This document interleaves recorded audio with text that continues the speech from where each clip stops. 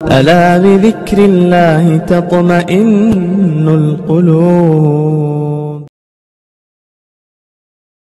Yugoslavia دنیا کا Europe کا ایک بہت مالدار ترین ملک، مسلمانوں کے قبضے میں، اچھی خاصی حکومت تھی وہاں پر. جب وہاں پر قادریوں نے اور انگریزوں نے قبضہ کیا تو وہاں کی یوگوسلاویا کی جامع مسجد کو شہید کر کے اس کے جگہ پر وہاں کا یوگوسلاویا کا پارلیمنٹ ہاؤس بنا دیا گیا.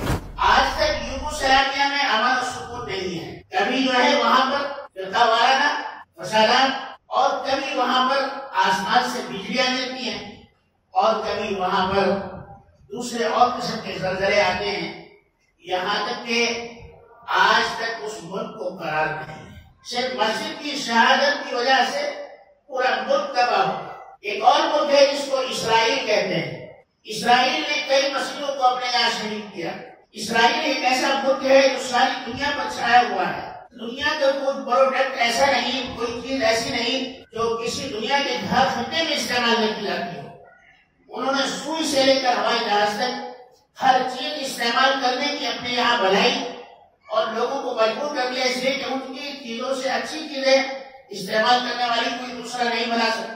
اس لیے ہر آدمی ان کے پروڈکٹ کو استعمال کرنے پر مجبور ہے.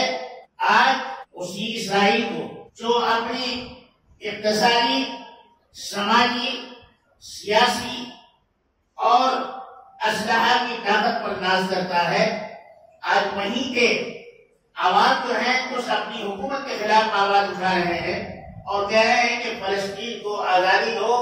ہم اس طرح سے نہیں جی سکتے جس طرح سے تم ہمیں زندہ رکھنا چاہتے ہو. ہم خوف کے عالم میں جی نہیں سکتے. ہمیں ہمیشہ ڈر لگا رہتا ہے کہ کب فلسطین حملہ کر دے اور کب ہماری جانیں اور مالوں کا نقصان ہو جائے. اس لیے ہمیشہ اسرائیل میں بدامنی اور خوف کا عالم ہے. اس لیے معلوم ہوا کہ مساجد کی جہاں شہادت ہوئی وہاں پر اللہ رب العزت نے نحوستوں کا انبار لگا دیا اور وہاں کے رہنے والوں اور ان مجرموں کو اللہ نے کبھی نہیں بخشا.